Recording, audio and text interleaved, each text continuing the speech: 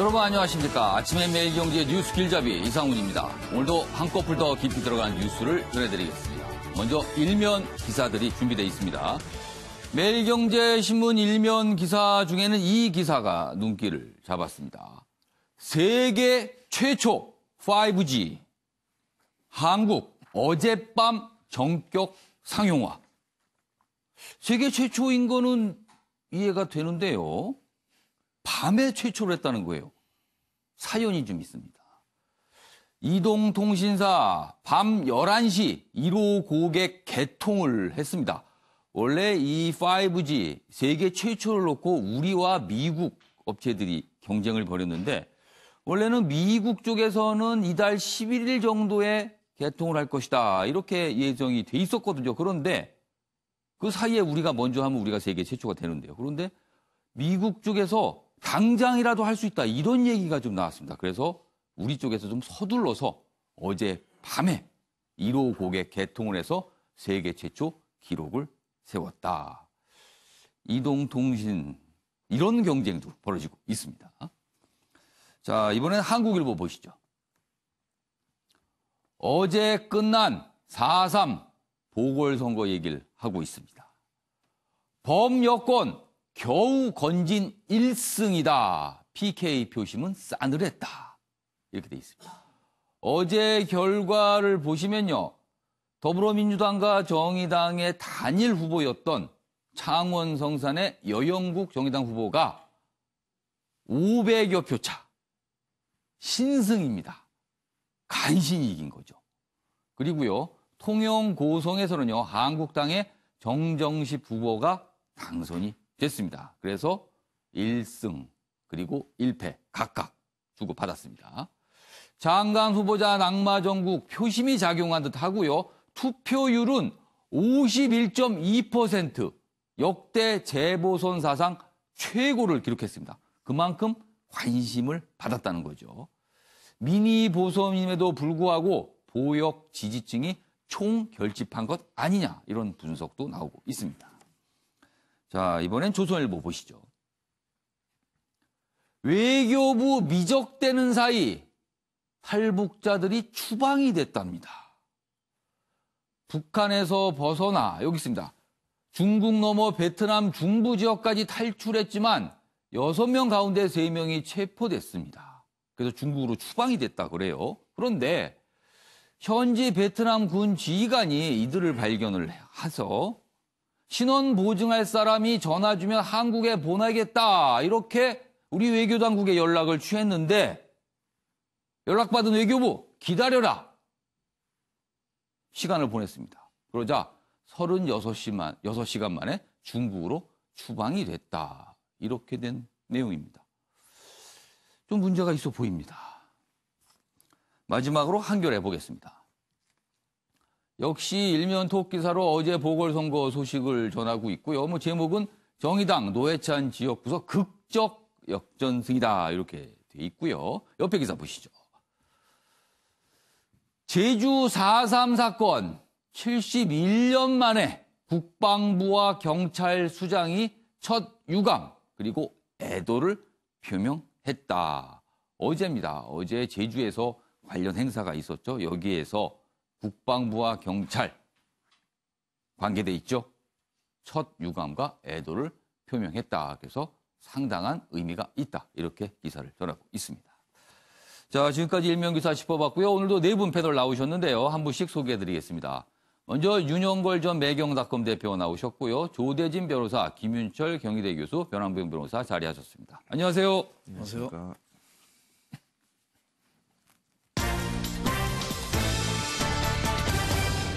오늘 다룰 뉴스의 핵심을 정리한 아침을 여는 키워드 4가지입니다. 첫 번째 키워드, 지옥 갔다 온 정의당 살아났습니다. 그리고요, 국회 담장까지 부순 시위가 어제 벌어졌습니다. 미국 대선판을 흔드는 나쁜 손, 누구의 손일까요? 마지막 키워드는요, 이해 안 되는 마약 수사, 도대체 왜 이렇게 됐을까? 이렇게 4가지 키워드로 오늘 내용을 정리했습니다. 자, 그럼 첫 번째 소식은 뭐니 해도 어제 끝난, 어제 자정까지 결과를 알 수가 없었습니다. 보궐선거 얘기를 좀 해봐야겠습니다. 첫 번째 얘기사는 일단 정의당 얘기부터 좀 해야 되지 않을까 싶어요. 제목이 이렇습니다. 지옥 갔다 온 정의당, 방금 전 키워드 그대로입니다. 패배 인정 문자까지 보냈다가 취소를 했습니다. 그러니까 개표가 거의 90%가 훌쩍 넘었을 때까지도 정의당은요, 패배한 걸로 생각을 했습니다. 개표 결과가 그렇게 나왔거든요.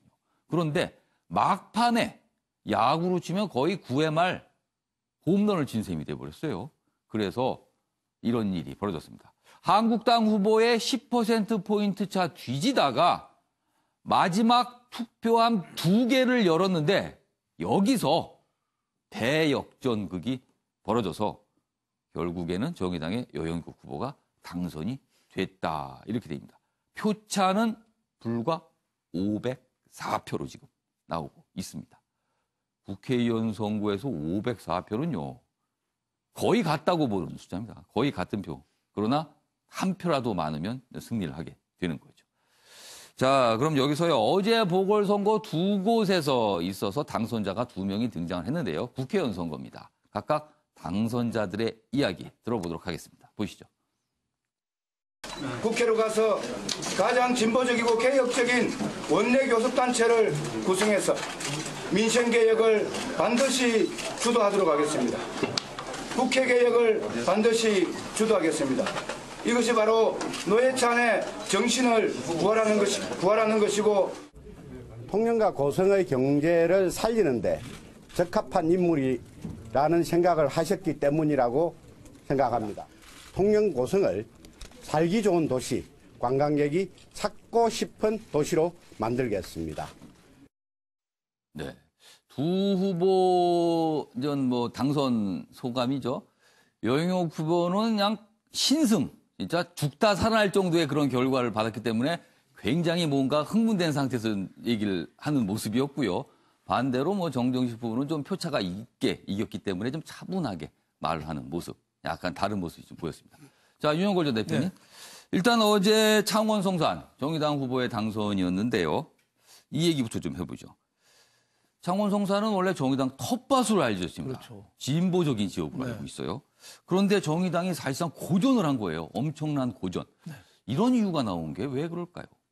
이런 결과가 나온 게. 예. 그러니까 노회찬 의원 지역구에서 예. 다시 선거를 한 건데 예. 당연히 노회찬을 물려받은 예. 여영국 후보 정의당에서 이겨야 예. 되는데 어제 거의 막판에 그렇죠. 거의 504표로 예. 저희 지역과 천당을 갔다 올 정도로 겨우 이겼거든요. 마지막 그 투표함 2개에서 결정이 났다. 그렇죠. 그러니까 나와요. 간판은 정의당으로 싸웠지만은 실질적으로는 민주당의 더불어민주당 집권 여당에 대한 국민들의 심판이다 이렇게 보여집니다. 범여권 후보로 그렇죠. 나갔으니까요. 그래서 손은 들어줬지만 그 더불어민주당에 대해서 국민들이 경고장, 채찍을 내린 거다. 피로스의 승리라고 있잖아요. 로마하고 피로스 왕이 2번 이겼는데 결국 지쳐서 피로스 망했다는 얘기가 있는데 어제가 창원 성산이 여당이 이겨도 이긴 게 아니다. 이겨도 이긴 게 아니다. 단일 후보로 냈고 그리고 문재인 대통령이 정치적 고향 경남 부산 쪽에 집중적으로 예산 폭탄을 투자한다고 공약을 대대적으로 했잖아요. 그리고 작년 지방선거에서 그 통영부터 창원부터 다 쓸었잖아요. 그렇죠. 경남 지역이 사실 굉장히 민주당이 그렇죠. 그래서 어제 이기긴 이겼지만은 왜 이렇게 504표로 박빙으로 이겼느냐?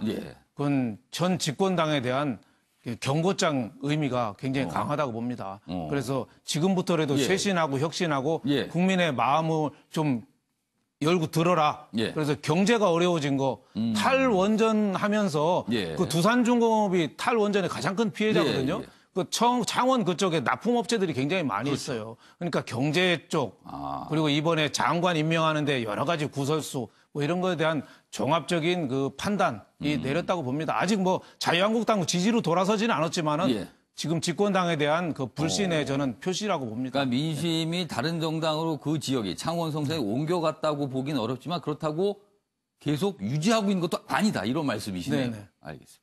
사실 어제 창원 성산은요. 개표서부터 자유한국당의 강기훈 후보가 계속 앞서갔거든요. 그래서 거의 자정무렵까지 그랬어요. 그래서 많은 신문들이 사실은 이쪽은 한국당으로 이번엔 넘어가나 보다 이렇게 기사들을 준비하고 있다가 막판에 역정이 되면서 거의 모든 언론사들이 밤사이에 굉장히 바빴습니다. 갑자기 상황이 바뀌었기 때문에.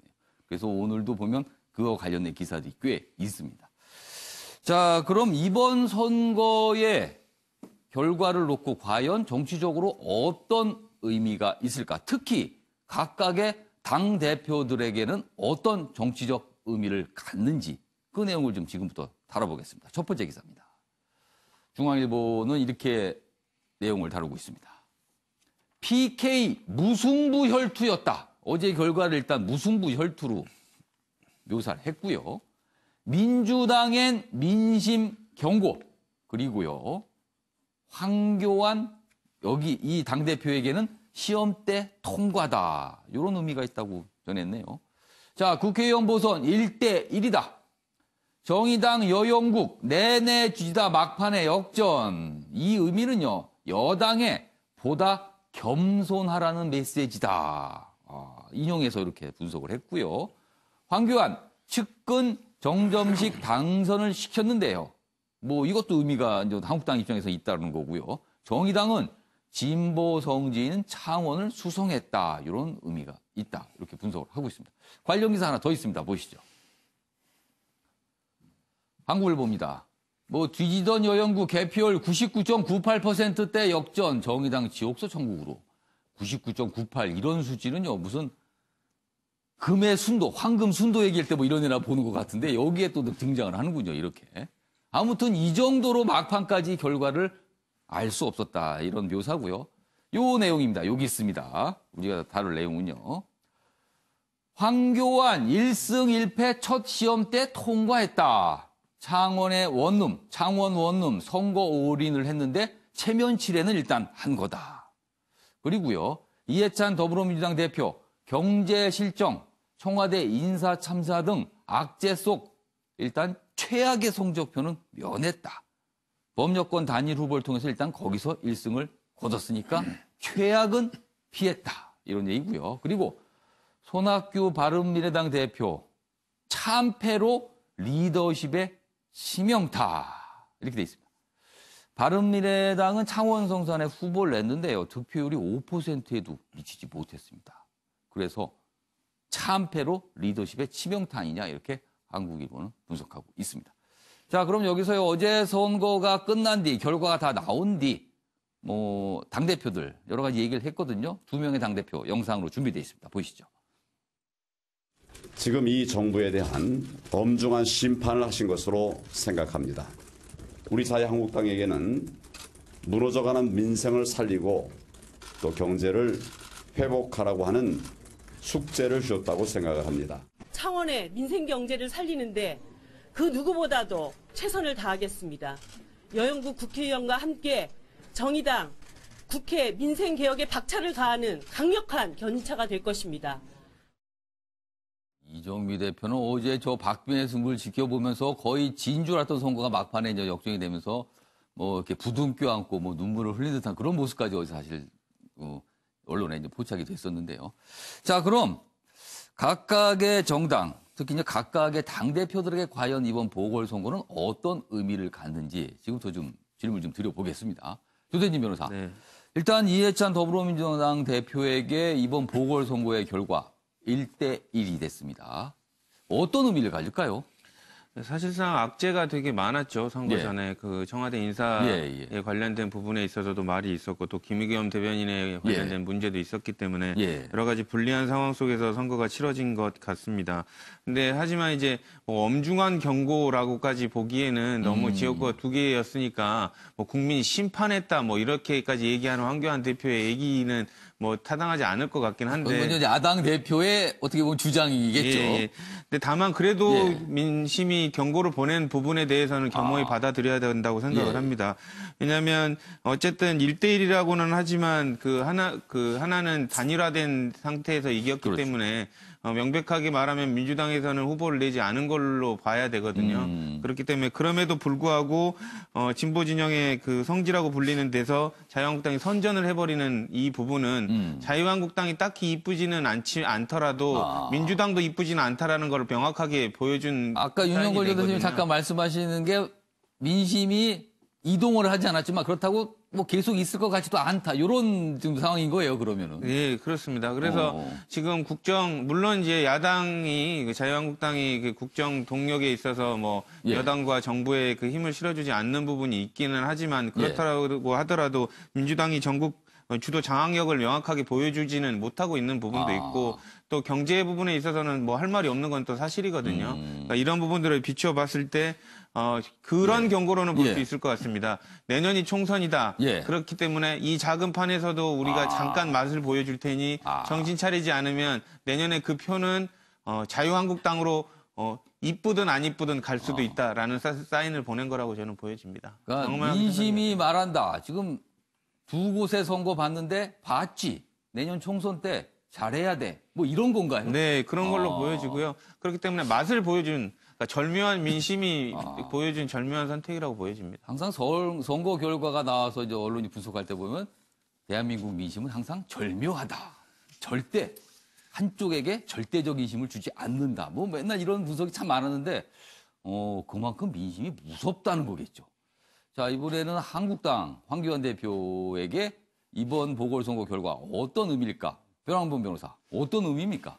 사실상 이번 보궐선거 같은 경우는 네. 물론 후보들 개인의 역량보다는 황교안 대표 개인의 역량으로 좀 볼 수가 있을 것 같습니다. 통영 같은 경우도 정정식 후보가 선거에 그 임박해서 내려와가지고 인지도가 상당히 약했거든요. 예. 지역에서도 예. 우려하는 목소리가 많이 있었고요. 예. 창원 같은 경우도 말씀하셨던 것처럼 워낙 이제 진보의 성지라고 불렸던 곳이기 때문에 힘든 예. 선거였었고 사실 좀 기대하기 힘든 선거였었는데 황교안 대표가 진두지휘하면서 상당히 어느 정도 성과를 이뤄냈습니다. 그 점에 있어서는 이제 리더십이라든가 대중성에 대해서 어느 정도 합격점을 받을 수 있다고 생각을 하는데 다만 이제 두 가지 과제를 안게 된 것 같습니다. 예. 첫 번째는 보수의 통합이라는 과제. 그러니까 이제 뭐 물론 끝나놓고 결과론 쪽 얘기를 예. 하는 거겠지만 그 대한애국당이 얻었던 800표가 있었다면 이기지 않았겠느냐 그런 아쉬운 목소리도 있으니까요.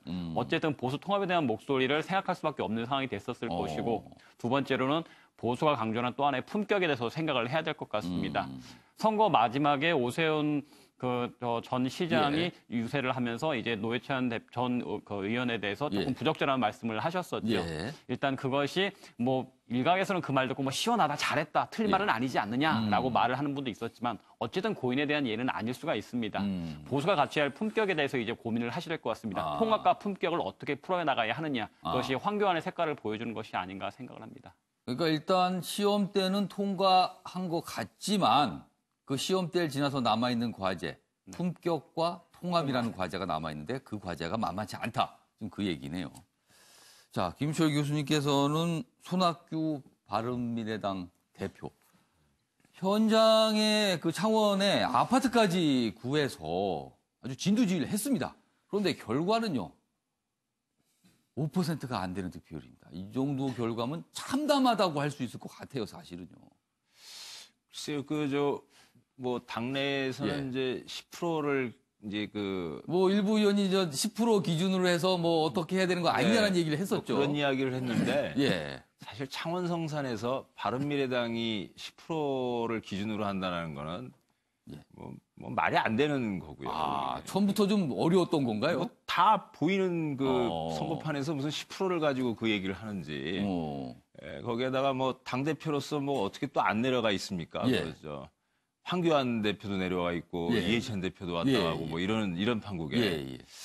이런 상황에서 이제 그 당내가 시끄러운 거는 사실 뭐 10%가 기준이 됐느냐 예. 안 됐느냐 이 문제가 아니라 예. 바른미래당이 지금 그냥 계속 애매한 상황에 있다. 칼라가 뭔지 혹은 예. 뭐 존재감도 드러나지도 예. 않고 이런 상황에 당이 어수선하고 참 지금 힘겹다라고 예. 하는 거를 그대로 그냥 보여준 거죠.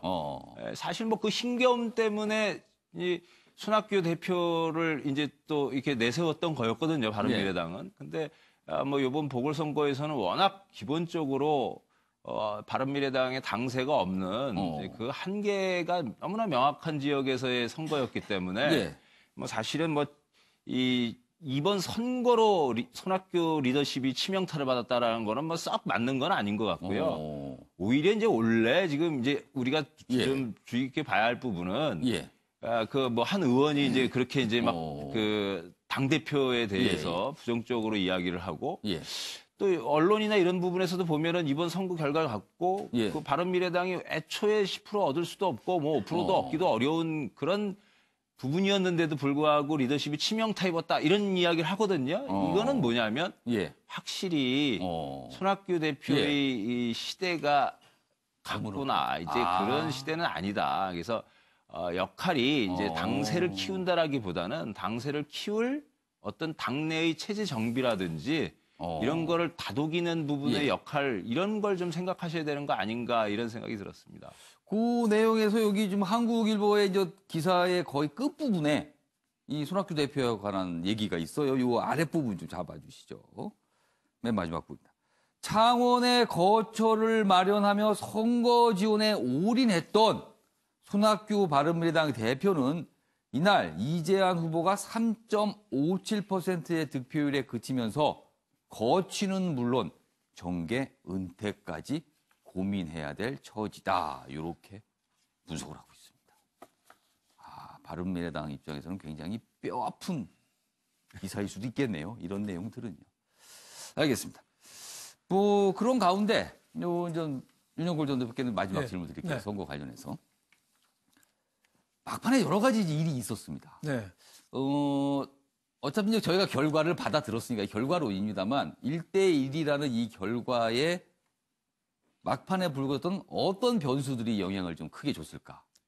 물론 저는 예. 창원 성산에서 자유한국당이 504표로 졌는데 예.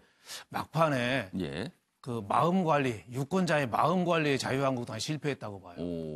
국민들이 큰 정책이나 이런 것도 갖고 판단하지만 예. 막판에 투표장에 갈 때는 마음 관리. 과거 프리체리라는 그 회사가 있었어요. SNS 회사. 근데 국민들한테 유권자들 아니 고객들한테 아직도 공짜를 좋아하십니까 하고 광고했다가 망해버렸어요. 싸이월드라는 데는 도토리를 주면서 유료화로 했는데 유료화하면서 국민들의 속을 뒤집어놔서 망해버렸어요. 그리고 저희 옛날에 2년제 인턴 근무하고 정식 직원을 주는 거를 독일하고 프랑스가 했는데 프랑스는 2년 후에 해고 이렇게 발표해서 크게 소요가 나고 독일은 2년 후에 검토해서 정식 직원으로 채용 이렇게 해서 또 됐거든요. 그 마음 관리에 그래서 저 오세훈 저는 의원이 전 의원이 도와준다고 도와준 게 아니라 마지막에 그 발언 마지막으로 그냥 도와준 게 아니라 멱살을 잡아버린 꼴이 됐어요. 특히 우리나라에서는 죽은 분에 대한 고인에 대해서는 아무리 죄가 많아도 죽음으로써 사했다고 생각하거든요. 노무현 대통령도 10년 전에 했지만 아직도 영향력이 있는 거고 노회찬 의원도 그래도 다른 의원보다는 그래도 괜찮으신 분이다. 그게 뇌물 때문에 죽음까지 선택할 정도면 괜찮은 분이다 이렇게 했는데 오세훈 의원이 가서 뭐라고 했습니까? 그 뇌물 먹고 죽은 사람 정신을 어떻게 계승하냐고 이런 식으로 얘기했어요. 말은 틀린 말은 아니지만 그 지역구 유권자들의 자존심을 긁어놓는 마음 관리에 실패한 거예요. 그리고 20대들은 또 축구장 밀고 들어갔잖아요. 물론 뭐 선관위가 잘못한 것도 있지만 아직도 자유한국당은 저렇게 축구장까지 막 밀고 들어가서 축구 FC 경남 구단에 2천만 원 벌금까지 맞게 하나. 이런 저는 마음 관리에 실패한 게 504표로 나타났다고 봅니다. 그 두 가지가 아니었다라면 조금 달라지지 않았을까 이런 분석이시네요. 그거 아니었다면 저는 이겼다고 봅니다. 네. 알겠습니다. 아무튼 보궐선거 어제 끝났습니다. 2석의 미니 선거였지만 국회의원 의석 2석이었지만 파장은 오늘부터 꽤 분석에 들어가고 여러 가지로 미칠 것 같기도 합니다. 이번에는 어제 청와대에서 있었던 문재인 대통령과 경제인, 뭐 경제 관료 출신도 계시고요. 아무튼 경제인 오찬 간담회가 있었는데 그 내용 다뤄보겠습니다. 경제 원로들 어제 이제 문재인 대통령과 이렇게 테이블에 동그랗게 앉아서 오찬 간담회를 꽤 오랜 시간 동안 가졌습니다. 여기서 나온 얘기입니다. 소득주도 성장은 인권 정책에 가깝다. 경제 살리기 보장 못한다. 이런 쓴소리가 나왔다고 합니다. 어제 문재인 대통령과 이렇게 마주 앉으면서 얘기를 했는데요. 그리고 또 어떤 얘기가 나왔는지 보시죠. 일단 어제 참석자들 보면요. 박승, 전윤철, 강철규 뭐 이렇게 해서 과거에 우리나라 경제 정책을 이끌어 갔던 원로분들입니다. 8인이 참석을 했는데요. 최저임금, 주 52시간 근로제 등도 시장 수용성 감안에 보완 필요하다. 그러니까 시장이 감당할 수 있는 정도로 속도를 내고 정도를 좀 맞춰야 되는 거 아니냐. 뭐 이런 지적도 있었다. 그래요. 그리고 또 이런 말도 있었습니다. 노동계의 무리한 요구에 대해선 선 그어 원칙 가지고 대응해야 된다. 또 이렇게도 설명이 돼 있습니다. 문재인 대통령, 국민 최대 걱정은 경제다. 잘 알고 있다. 옳은 방향으로 갈 수 있게 계속 조언을 부탁드립니다. 이렇게 얘기를 했습니다. 사실 어제 요 오찬 간담회는요, 비공개였습니다. 처음에 입장하는 장면 정도만 언론에 공개되고 내용은 말하는 발언은 다 비공개라서 저희가 영상으로 준비할 수가 없었습니다. 다만 오찬이 끝난 뒤에 참석자들의 설명도 있었는데 어제는 좀 이례적으로 청와대가 서면 브리핑을 했습니다. 논평을 낸 겁니다. 어제 상황에 대해서 브리핑을 했는데 거기에 이런 내용들이 다 들어있어요. 그러니까 청와대가 이런 쓴소리를 어제 들었습니다라고 기자들한테 설명을 한 겁니다. 이 부분도 좀 눈길을 잡는 부분이었습니다. 노대진 변호사. 네. 문재인 대통령이 좀 작심을 하고 쓴소리를 한번 들어보자. 그런 자리 같아요, 어제. 네. 그 문재인 대통령도 지금 경제 상황에 대해서 지금 엄중함에 대해서 그리고 정책 방향에 대해서 상당히 고심을 하고 있는 것 같아요. 물론 소득주도 성장에 관련돼서 보완이 필요하다는 부분도 뭐 인정을 하고 있는 부분이고. 하지만 이제 그 좋은 소리, 잘 될 거라는 얘기는 참모들로부터 많이 들었고. 그렇죠. 참모들은 이렇게 하시면 됩니다 얘기를 많이 하겠죠. 그렇죠. 그렇지만 진짜로 그 원로들로부터 어떤 각도에서 안 좋은 얘기, 그러니까 소위 말하면 비판점이 있는지에 대해서 직접 들어보고 싶다라는 게 대통령의 취지였을 것 같아요. 그래서 저런 자리가 마련해진 것 같고요. 그러니까 그런 부분에 있어서 우리가 청와대가 소득주도 성장에 대해서 이런 고민도 하고 있다. 그리고 그러한 비판을 달게 받으면서 이제 정책 방향을 수정해 나가겠다라는 취지를 알리기 위해서 서면 브리핑까지 한 거 아닌가라는 생각이 듭니다. 그러니까 청와대가 이런 쓴소리를 어제 들었습니다. 그리고 저희가 열심히 조언을 듣고 뭔가를 해보겠습니다. 이런 내용이었어요, 어제 사실. 네. 아무튼 어제 청와대에서 있었던 얘기고요. 그리고 그중에 한가운데는 노동 정책에 관련해서 조금 변화를 주면 어떤가 이런 조언도 있었다고 하는데요. 이와 관련해서 이번 순서는요, 어떻게 생각하십니까를 진행해 보겠습니다. 도대체 왜라는 질문에 답을 찾아보겠습니다. 보시죠.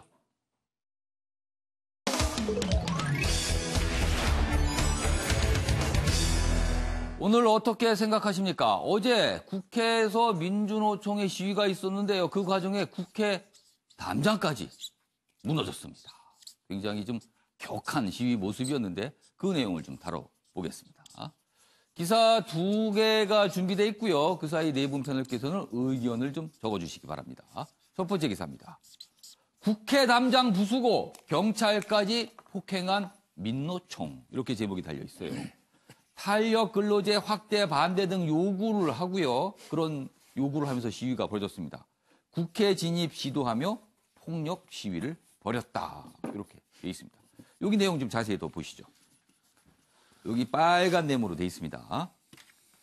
민노총이 국회 앞에서 시위를 연 적은 많다. 하지만 시위대가 입법부 담장을 무너뜨린 것은 전례를 찾기 어려운 일이다. 경찰은 담을 넘어 국회로 들어가려던 김명한 민노총 위원장 등 25명을 공동 건조물 튀니까 특수공무집행 방해 혐의로 체포했다. 그리고요, 옆에 보시면 현직 민노총 위원장이 집회 도중 연행된 것은 어제가 처음이다. 이런 일이 있었다. 이렇게 전하고 있습니다. 다음 기사 보겠습니다. 이쪽에 기사가 자리 잡고 있는데요. 한국일보입니다. 노동법 계약 저지 이렇게 주장하면서 국회로 들어가려다 민노총 위원장 현행범 체포됐다. 이렇게 돼 있습니다. 현직 위원장 현장 체포는 처음이고요. 25명이 연행됐다. 여기 내용이 좀 있습니다.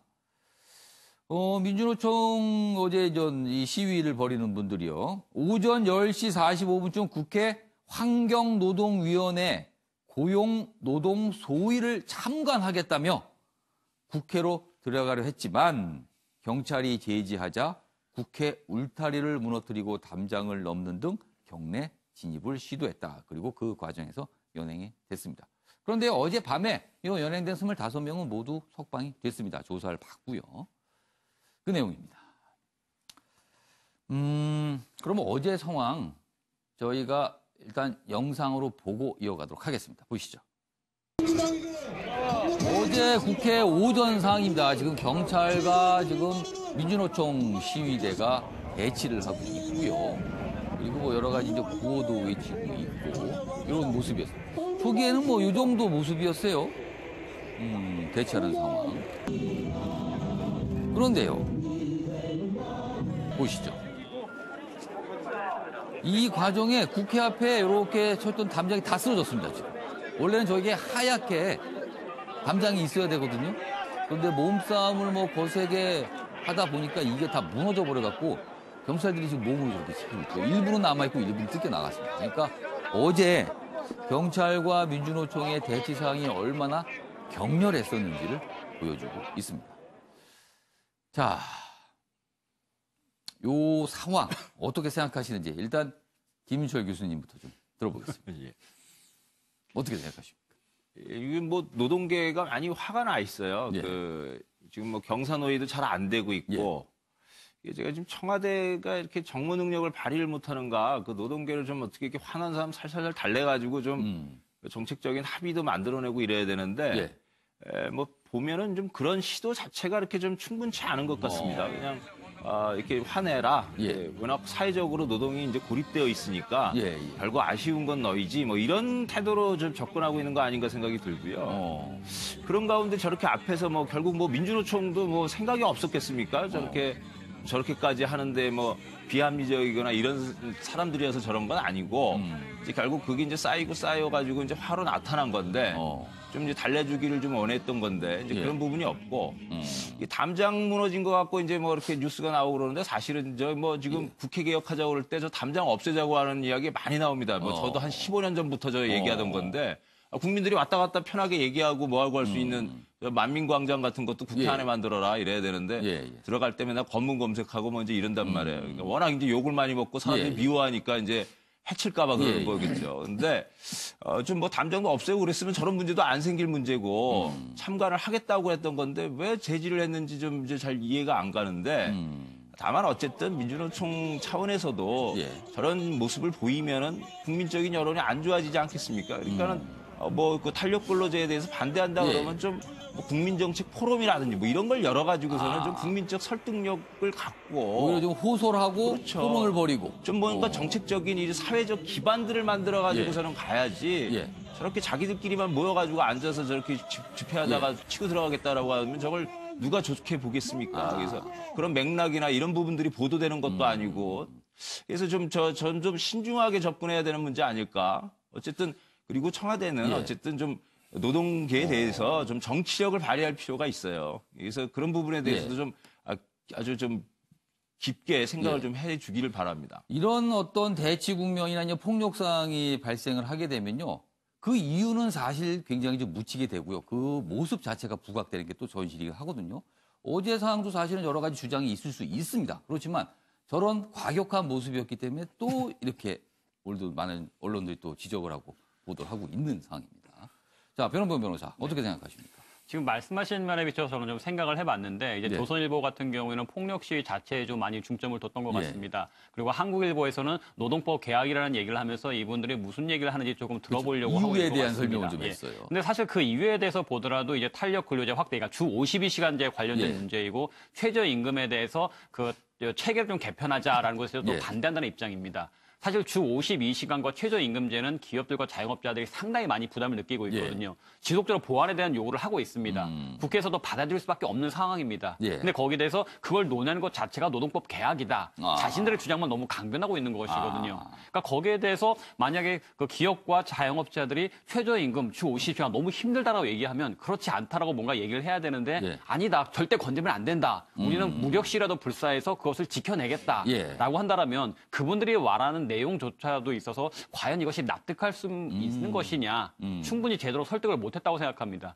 그래서 이제 앞서 이제 그 앵커님과 우리 기 교수님 말씀하셨던 것처럼 이분들이 말하는 것을 들어보자 생각을 하더라도 그래도 좀 내용과 형식 모두 있어서 이번에는 실패한 것이 아니냐 그런 좀 아쉬움이 듭니다. 그래서 낙제점이다 이렇게 설명을 해 주셨습니다. 윤영걸 전 대표께서는 어떻게 생각하십니까? 저는 뭐 직접적으로 표시했습니다. 예. 민주주의에 대한 정면 도전. 어제 부순 거는 예. 국회 담장이 아니라 예. 민주주의의 담장을 무너뜨린 거예요. 그래서 많은 분들이 예. 뭐 여기 계신 분들도 예. 하지만 양비로는 많이 얘기해요. 예. 정부도 잘못됐고 청와대도 잘못됐고 예. 민노총도 잘못됐다. 예. 저는 이거는 예. 민노총이 절대적으로 잘못이라고 봅니다. 아. 지금 청와대에서도 국회에서도 정상적인 절차를 갖추는 거잖아요. 예. 그럼 민주적으로 해야 되잖아요. 근데 왜 민주적인 거에 폭력을 사용하죠? 그 스티븐 레비즈키라는 예. 미국 학자가 예. 어떻게 민주주의는 무너지는가라는 책을 예. 썼어요. 그 책에 민주주의가 옛날처럼 탱크 갖고 포탄 갖고 쿠데타 일어나서 민주주의가 무너지는 게 아니라 예. 합법적인 거를 가장한 폭력 예. 이것 때문에 민주주의가 무너진다는 거예요. 그래서 국회하고 정당 예. 여기가 흔들려서 민주주의가 무너진다는 거예요. 그래서 민주주의가 무너진 4가지를 거기서 들었는데 예. 첫째는 민주주의 규범을 거부하고 예. 두 번째는 경쟁자를 부정하고 예. 세 번째는 폭력 시위를 용인하고 예. 네 번째는 반대 언론에 재갈을 물리는 거거든요. 그러니까 어제 폭력 시위잖아요. 경찰이 부상당하고 예. 귀싸대기 때리고 이런 나라가 어디 있어요. 이걸 어떻게 가만둡니까? 아. 나는 문재인 대통령 당선된 게 예. 촛불 집회. 예. 촛불 집회는 민노총이 공헌을 많이 했죠. 예. 그 부채의식을 빨리 던져야 된다고 봐요. 그거 안 하면은 예. 경제고 민주주의고 지킬 수가 없습니다. 아. 다만 이렇게 정부에서 망설이는 거는 노무현 대통령이 민노총이나 이라크 파병이나 한미 FTA 예. 할 때 민노총 단체, 노동단체하고 너무 등을 돌리고 실용적으로 접근하다가 보수, 진보 양쪽으로부터 다 화살을 받았거든요. 그 경험 때문에 예. 자신을 지원했던 지금 정부는 노동단체를 끝까지 껴안고 가겠다. 예. 근데 버릇 나빠서 밥상위에 올라가는 어린이는 예. 회초리를 들어서 혼내야 됩니다. 아. 예, 그리고 들어줄 건 들어주고 대화는 많이 하고 하되 예, 예. 법적인 절차를 거치고 해야 되지 저는 이거 가만 놔두면 안 된다고 봅니다. 알겠습니다. 그래서 민주주의에 대한 정면 도전이다. 이렇게 그렇죠. 보셨네요. 네. 자, 조대진 변호사. 일단 노동자들의 절박함도 이해해줘야 이렇게 했는데 일단 어떻게 생각하시는지 하고요. 지금 민주노총하고 정부 이 정도면은 일단 뭐 돌아올 수 없는 강을 건너게 되는 건가요? 이 부분에 대한 분석도 좀 해주시죠. 어떻게 된 상황인지. 일단은 무슨 예. 노동자들이 물론 예. 이제 폭력적인 부분이 예. 있었다라는 부분에 대해서는 참 유감입니다. 그리고 그게 뭐 잘했다는 것을 얘기를 하는 예. 것도 아니고요.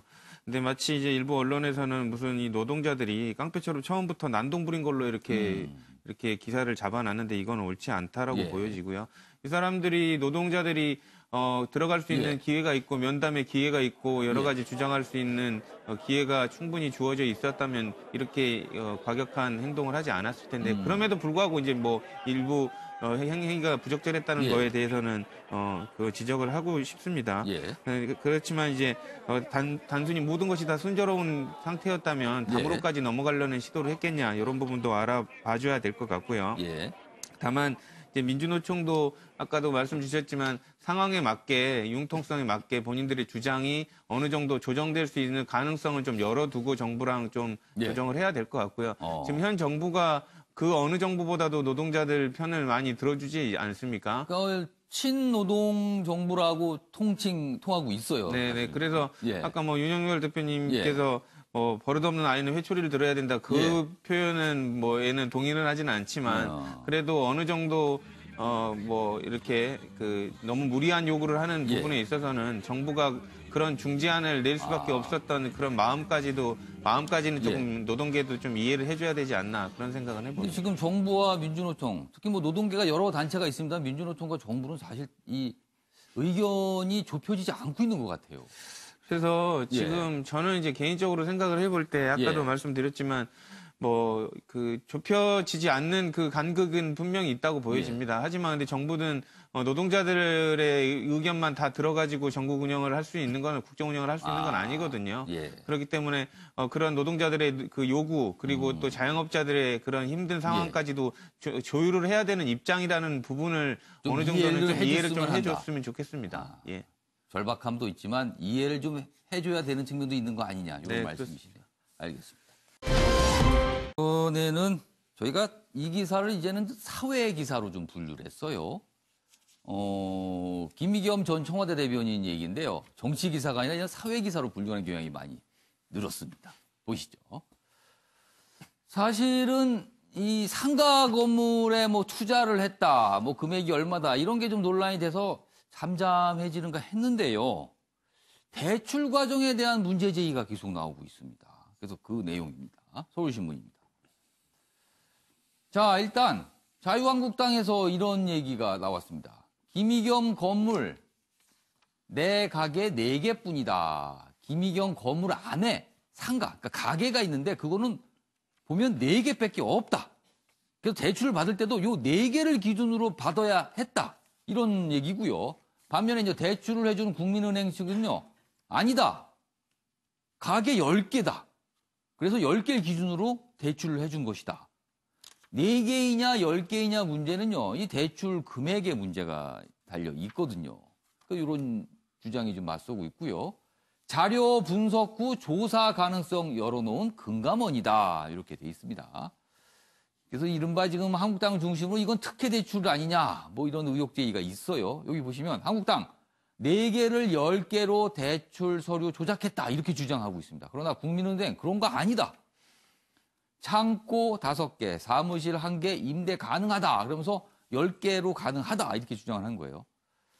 그리고 김의겸 전 대변인 임대사업자 이렇게 뭐 등록이 돼 있다는 얘기도 나오는데요. 이게 현행 공무원법 위반이 아니냐 뭐 이런 논란도 있습니다. 일단 참 기사에서 이렇게까지 나옵니다. 무슨 조감도도 아니고 거의 설계도 수준으로 나와요. 지금 이렇게 보면 건물이 2층짜리 건물이거든요. 근데 이렇습니다. 일단 1층 상가가 3개입니다. 뭐 치킨집, 냉면집. 그래서 3개가 있고요. 2층은 전체가 호프집. 여기서 상가입니다. 그럼 일단 4개죠. 그런데 옥상에 옥탑 건물이 있어요. 자그마한 옥탑 건물.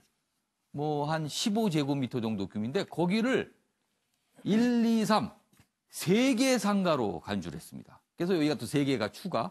그리고 지하에 지하층이 있는데 거기에 또 3개를 추가. 그래서 총 10개다. 그런데 지금 이 자유한국당은 무슨 소리 옥탑이고 이게 어떻게 상가냐 이게. 이거 문제가 있고 지하에 있는 것도 이게 무슨 창고고 이게 무슨 상가냐해서 4개가 맞다. 이렇게 또 얘기가 나오고 있는 겁니다.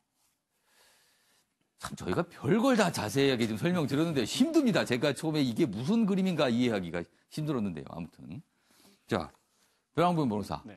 이거 어떻게 된 얘기입니까, 지금 이게? 제가 설명한 게 맞나요, 지금? 예, 뭐 상당히 어려운 얘기인데요. 예. 그러니까 일반 국민들의 이 시각에서 생각을 한다면 26억짜리 건물에 10억 대출이 나간 게 무슨 문제냐. 40% 대출 나간 거니까 그 정도라면 예. 통상적으로 가능하지 않겠냐고 단순하게 생각을 합니다. 저도 예. 처음에 그렇게 생각을 했었거든요. 근데 문제가 되는 건 은행에서 대출을 해줄 때 대출의 이자를 어떻게 갚을 수 있는 형편이 되느냐를 보게 됩니다. 이 정도 10억 대출 이자가 나가게 되면 한 달에 400에서 500만 원 정도 이자가 예. 나가게 되는데 일반 월급쟁이들의 봉급을 고려하게 되는 경우에는 월급을 다 이자로 낸다면 생활할 수가 없잖아요. 그럼 결국 이 대출이 실행이 되면 이자를 못 갚기 때문에 이자를 변제할 수 있을 만한 임대 수익이 얼마나 되느냐를 보게 됩니다. 그 임대 수익으로 그렇죠. 이자를 낼 수가 예. 있으니까요. 그러니까 임대 수익이 적어도 이자보다는 많아야지만 대출이 실행하도록 지침이 돼 있기 때문에 예. 이제 가게가 4개냐 10개냐 10개가 돼서 이자 임대 수익이 한 500만 원 넘어간다면 그걸로 이자를 낼 수는 있으니까 문제가 없다라고 이제 소리가 만들어져야 되거든요. 그렇다면은 이 가게 숫자가 많을수록 대출 받기는 그렇죠. 좀 유리해지는 예. 거네요.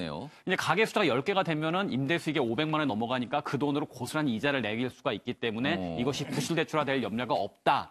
라는 얘기를 이제 국민의힘에서 하고 있는데 실제로 가보게 되니까 예. 운영할 수 있는 가게는 4개밖에 없다.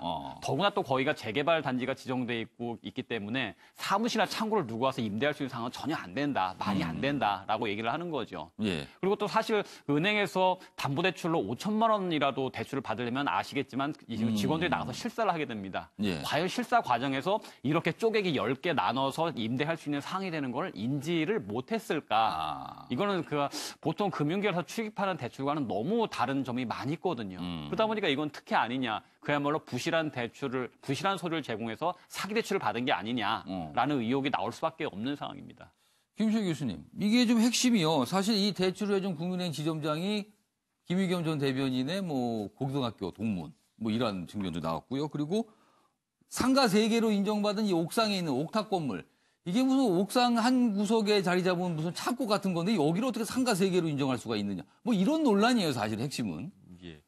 근데 뭐 옥상이나 이런 거야 뭐 이제 상가 뭐 낼 수 있죠. 뭐 예. 가게 뭐 액세서리 가게부터 예. 지하에도 지금 뭐 건물들 보면 다 나와 있고 또 저기 이제 재개발해가지고 올라간다 그러면은 이제 여러 가지 이제 예. 또 가게가 생기지 않을 건가 이제 상권이 생겨가지고 이런 부분들이기 때문에 뭐 이렇게 이게 딱 저기 4개다 10개다라고 하는 부분은 뭐 계속 이제 다툼이나 이제 시비의 소지들이 있는 것이긴 하지만은 뭐가 이렇게 딱 맞다라고 하기 굉장히 어려운 측면이 있고 또 이제 대출을 할 때 이제 그렇죠. 뭐 감정 평가도 하고 뭐 합니다만은 이게 뭐 이거는 상가여야 돼, 이건 아니어야 돼 이런 게 이제 다 정해져 있는 건 아니고 그 보면서 대체적으로 이제 거기에 이제 좀 여러 가지 이후에 이제 투자 그 조건이라든지 환경이라든지 이런 걸 보면서 이제 판단하는 측면도 있는데 그런 부분에서 어쨌든 간에 불법적인 뭐 이 부분들이 있는 건 아닌데 이제 이거 저 고교 동창이다, 뭐 또 이제 친구다. 그래서 이런 여러 가지 무리한 부분들 대출을 해준 거 아니냐. 그래서 이제 이 의혹을 자꾸 제기하는 이유 중에 하나는 이게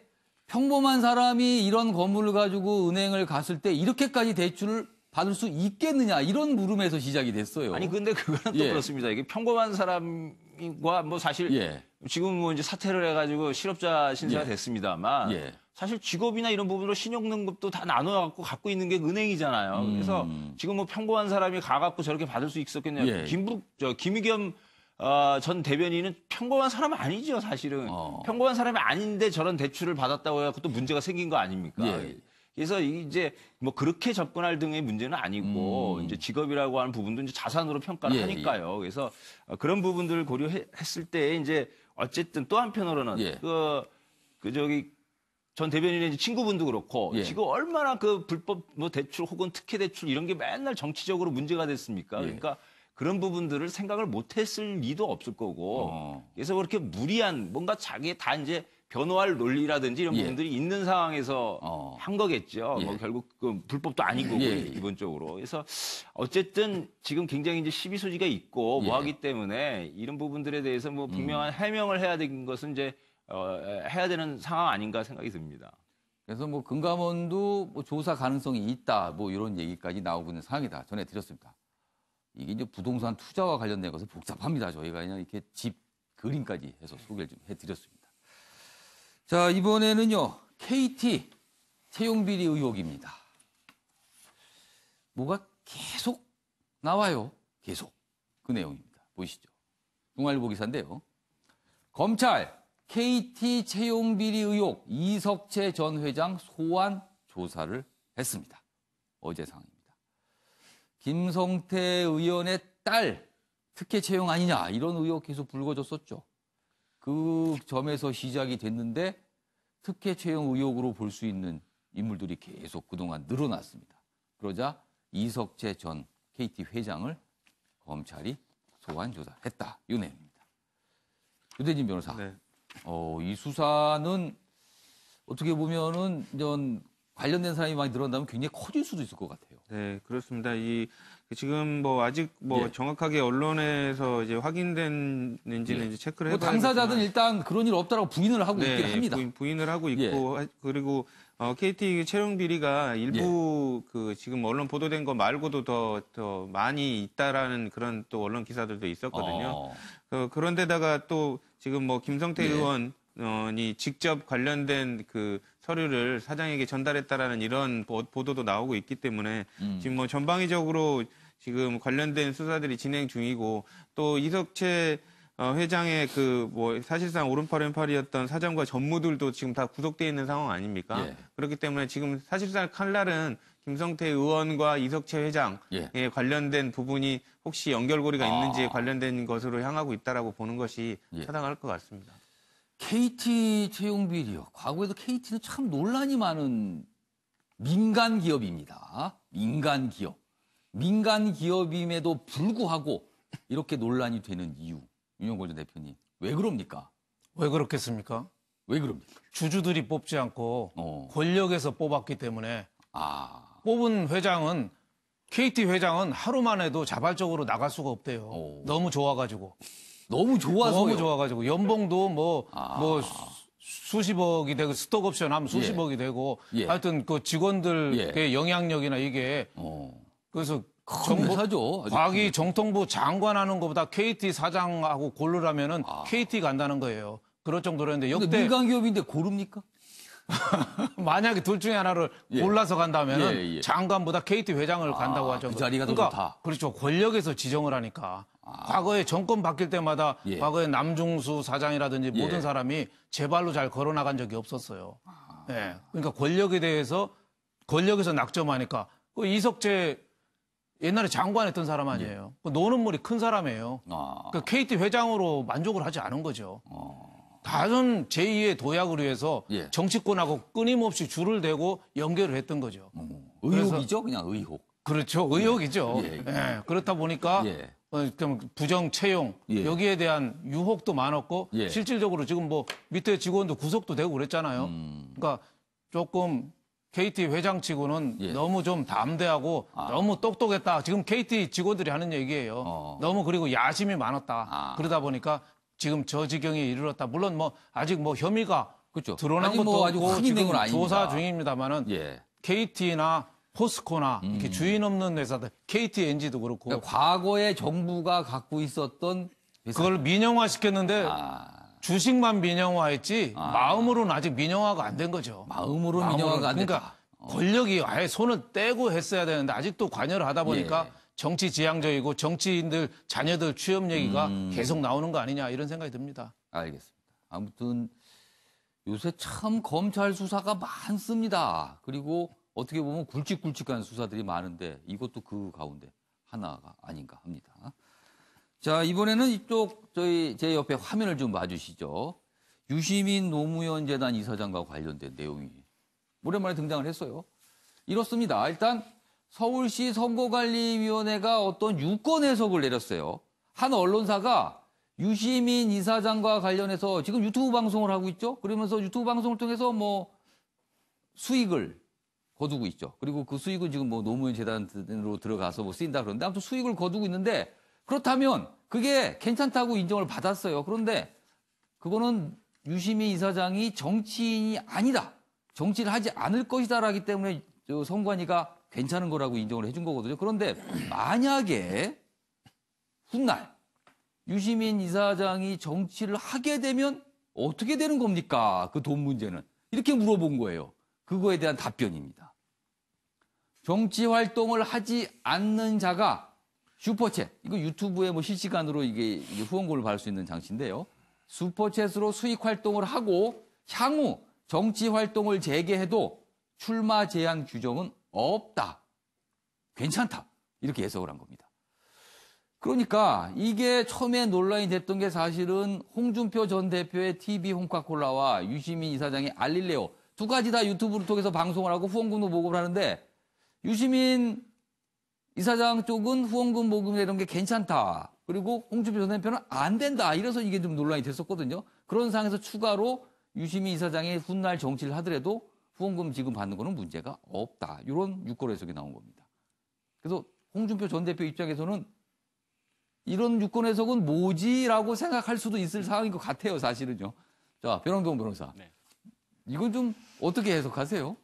공직선거법 예. 그 사건들을 몇 건 해보면서 판례를 보게 되면 예. 이제 사전선거 운동에 관해서 일단은 뭐 장래 1년 또는 2년 후에 선거 예. 출마할 것을 예정해서 주변에 밥을 사거나 명함을 주거나 인사를 하고 다닌 행위에 대해서 사전선거 운동으로 처벌하는 사례가 꽤 있습니다.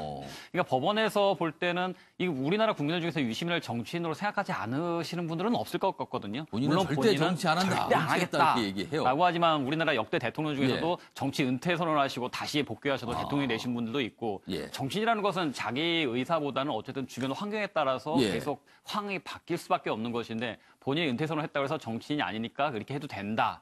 조금 납득하기가 곤란하죠. 그러니까 뭐 유시민 의원에 대해 호불호라든가 이념적인 성향을 떠나서 만약에 홍준표 대표가 저런 결정을 받았다고 하더라도 저는 좀 이상하다라고 저는 생각할 것 같습니다. 세상이 좀 빠르게 변하고 여러 가지 상황이 벌어지는데 아직까지 그거에 대한 적응하는 과정인 것 같기도 해요. 이런 거에 대한 유권 해석도 나오고 여러 가지 얘기가 나오는 거 보니까. 김철 교수님은 하실 말씀 혹시 없으세요?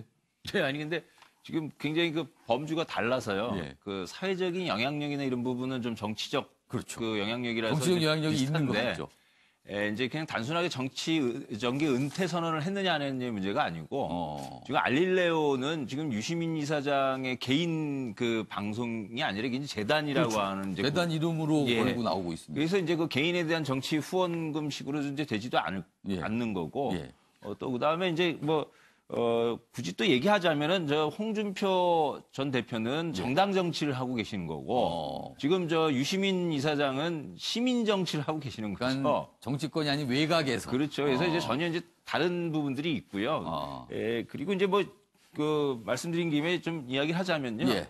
대한민국 저기 선거 운동에 관련된 것도 그렇지만 정치 자금에 관련된 예. 법도요. 너무 조잡스러워요. 아, 조잡스럽다. 예, 그러니까 뭐가 언제 뭐 예를 들어 뭐 미역국은 줘도 되니 아니니 뭐 떡은 줘도 되니 안 되니 뭐 이런 이 공적인 활동들을 하는데 미역국 타령하고 있고 뭐 이거 과자 타령하고 그런단 말이에요. 밥 한 번 잘못 싸주면 큰일 납니다. 그러니까요. 뭐 이런 예. 부분들 후원 제도도 지금 헷갈리잖아요. 예, 예. 이런 식으로 좀 만들어 놓은 거 이게 결국 누구 주라고 만들어 놓은 건지 모르겠습니다만 어쨌든 좀 그런 것들 좀 법제 정비 좀 해야 되는 계속 이야기가 나오는데도 이게 잘 안 되고 있는데 예. 좀 그런 부분 좀 국민들이 좀 이해가 가기 쉽게 좀 잘 깔끔하게 정리 좀 해줬으면 좋겠어요. 선거 관련 법 보면 좀 답답하다 이런 말씀이시네요. 이 정치자금 관련해서 특히. 알겠습니다. 소식 하나 준비했는데요. 미국 대선판 엉뚱한 일로 지금 굉장히 생각하지 못한 일로 지금 가고 있습니다. 자, 미국 민주당 경선구도 흔드는 나쁜 손, 바로 이 손입니다. 이 손 좀 보시죠. 조 바이든 전 미국 부통령의 손을 말합니다. 유력 대선 주자 조 바이든, 여성들의 과도한 신체 접촉이 논란입니다. 보시면 여기 작은 사진 보세요. 요 사진 보시면 누가 봐도 본인의 배우자 뭐 이렇게 보이거든요. 이런 정도의 이 손동작을 하려면. 그러나 아닙니다. 바로 옆에 계신 다른 장관의 부인인데 뒤에 가서 저렇게 손을 짚고 얼굴을 이렇게 갖다 대고 이런 모습이어서 논란이 됐습니다. 이런 경우가 여러 번 있었다는 거예요. 기사 저서가 자세히 보면요. 경쟁자들의 호재, 블룸버그 전 뉴욕시장도 출사표를 만지작거린다. 새로운 피 원하는 여론에 어긋나는 구식 이미지 극복이 과제다. 이렇게 돼 있습니다. 자, 그럼 이와 관련된 영상 보고 내용 이어가도록 하겠습니다.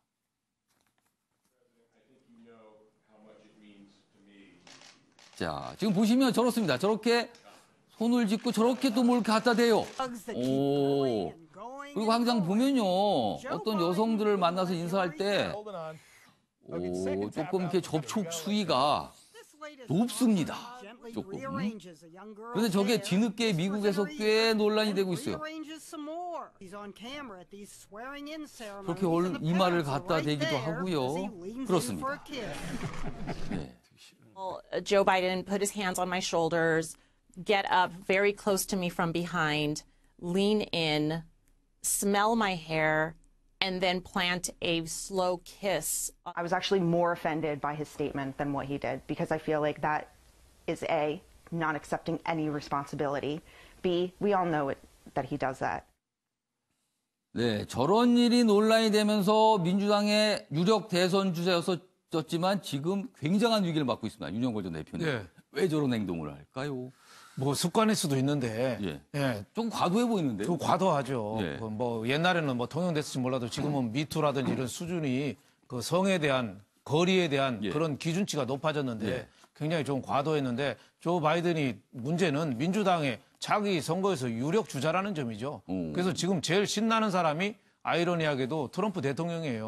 재선의 정신호죠. 그래서 어제 조롱하는 조 바이든 잘 있냐고 조롱하는 트위터도 날렸어요. 근데 따지고 보면 성 문제에 관해서 더 어떻게 보면 약점이라면 트럼프 대통령인데 그게 좀 아이러니죠. 거기도 만만치 않은 만만치 논란이 있는데, 않은데 지금. 거기는 뭐 아직까지는 뭐 트럼프 대통령은 직접적으로 충격은 받은 건 없는데 조 바이든은 저렇게 화면으로 계속 이어서 보니까 제가 봐도 뭐 냄새도 맡고 껴안고 조금 지나친 그러니까 코를 들이대고 이렇게 하는 표정 저 지수는 뭐지요? 도대체? 애완견이 주인한테 안겼을 때 냄새 맡는 거랑 좀 비슷한 느낌도 받을 정도로 냄새도 맡고 좀 머리카락 근데 저런 거를 글쎄요 이게 뭐라고 표현하지 당하신 여성분은 굉장히 불쾌할 수도 있을 것 같아요. 굉장히 불쾌했는데 여태까지 얘기 안 하다가 지금 본물처럼 한꺼번에 지금 터져 나온 거 나도 아니냐. 그랬다. 그렇죠. 그래서 대선 가도에 큰 영향이고 아마 물러날 가능성도 좀 있지 않느냐 저는 이렇게 봅니다. 아무튼 지금 미국 민주당 경선 대선판을 흔드는 변수로 갑자기 등장을 했습니다. 자, 다음 기사 하나 보겠습니다. 예비 타당성 조사. 그러니까 어떤 도로나 뭐 댐이나 어떤 이런 건설 공사를 할 때 이게 경제성이 있느냐, 그리고 타당한 것이냐를 따져보는 건데요. 이렇습니다. 문턱 낮춘 예타 예비 타당성 조사입니다. 지역 개발길 넓어진다. 예타 제도를 20년 만에 전면 개편하기로 했는데요. 어제 뭐 공개가 됐습니다. 비수도권 사업 균형 발전 가중치. 그러니까 경제성 때문에 수도권 이외 지역에서는 어떤 건설 사업 하기가 만만치 않았거든요. 사람이 많이 모이지 않으니까 경제성이 떨어진다는 이유 때문에 그랬어요. 수도권은 균형 빼고 경제성에 중점을 둔다. 최종 결정 권한은 KDI에서 기재부로 옮긴다. 그런데 일각에서는요. 선심 재정 방지하는 장치인데 이거 무력화된 거 아니냐. 이런 우려도 나타내고 있습니다. 자, 요거는 변홍병 변호사가 잠깐 좀 설명 좀 해주실까? 이거 뭐 장점과 단점이 각각 있어 보여요. 그 말씀하신 대로 예비적 타당성이라는 것이 정치인들의 선심적 공약으로 예산을 낭비하는 것을 막기 위해서 경제적 효용성이라든가 사회적으로 얼마나 효용고 편익을 가질 수 있느냐, 비용 대비 편익을 계산하는 절차가 됩니다. 그런데 이제 예비적 타당성을 면제한다라는 것은 일단 지역에다가 세금이 풀고 막대한 토목 공사비가 들어가니까 지역민들은 좋아하겠죠. 수용비가 풀리고 하니까. 하지만 국가 재정 건전성에는 상당히 좀 영향을 줄 수가 있습니다. 그러니까 이제 사실 또 이제 이런 대규모 토목 공사 같은 경우에는 경제를 활성화시키는 과거의 방법이었죠. 일단 이런 식으로 토목공사를 일으키면은 어떤 건축 경기가 살아나면서 돈이 풀리고 경제가 살아나는 점이 있긴 하지만 이것이 지나치게 예전 방식이기 때문에 요즘엔 하지 않고 있는데 결과적으로 이제 경제가 워낙 어렵다 보니까 예비적 타당성을 면제함으로 인해서 지역 여론도 얻을 수 있고 또한 이제 건축에 대해서 살릴 수 있고 여러 가지를 보고 있는 것 같습니다. 알겠습니다. 자, 이번엔요. 사진 속에 담긴 사연을 들어보는 순서입니다. 박진아 아나운서의 이슈컷 보시죠. 이슈들을 사진으로 살펴보는 시간 이슈컷입니다. 첫 번째 이슈 태그는 새 역사입니다. 정장을 입은 한 흑인 여성이 주먹을 들어 보이고 있습니다. 이 여성은 이번에 미국 시카고 시장에 당선된 로리 라이트풋인데요. 당선이 확정되고 나서 주먹을 들어 올린 모습입니다. 라이트풋은 정치 경험이 없는 검사 출신의 성소수자인데요. 오는 5월에 취임하게 될 라이트풋에 대해 미 언론들은 흑인, 여성, 성소수자라는 흔히 사회적 약자로 분류되는 수식어를 한 번에 달았다며 라이트풋의 시장 당선은 미 정치 역사에 큰 상징으로 남게 될 거라고 전망했습니다. 두 번째 이슈 태그는 둘레길입니다. 관광객들이 통일전망대에서 전방 지역을 구경하고 있습니다. DMZ 평화둘레길 개설 예정 지역을 보고 있는 건데요. 정부는 이달 말부터 비무장지대 내부를 걸을 수 있는 평화둘레길을 개방한다고 밝혔습니다. 둘레길은 정전협정 이후 처음 민간에 개방되는 건데요. 다음 주 목요일부터 인터넷으로 신청을 하면 추첨을 통해 참가자가 결정된다고 합니다. 마지막 이슈 태그는 산불입니다. 밭두렁 한가운데 불이 타오르고 있습니다. 그제 부산광역시의 운봉산 산불의 첫 화재 장면을 찍어둔 사진인데요. 경작지에서 시작된 불로 추정되는 이 불은 20만 제곱미터 정도의 해운대 백사장 3개 넓이의 숲을 잿더미로 만들어버리고 나서 18시간 만에 진화됐습니다. 아직 화재 원인은 밝혀지지 않았는데요. 소방당국과 특별사법경찰은 누군가 실수로 불을 냈을 경우 등 모든 가능성을 열어놓고 수사를 벌일 방침이라고 전했습니다. 지금까지 박진아의 이슈컷이었습니다. 큰 불이 나서 많은 분들이 깜짝 놀란 모습이었습니다. 자, 아침엔 매일경제 오늘은 여기까지입니다. 시청해주신 여러분 고맙습니다.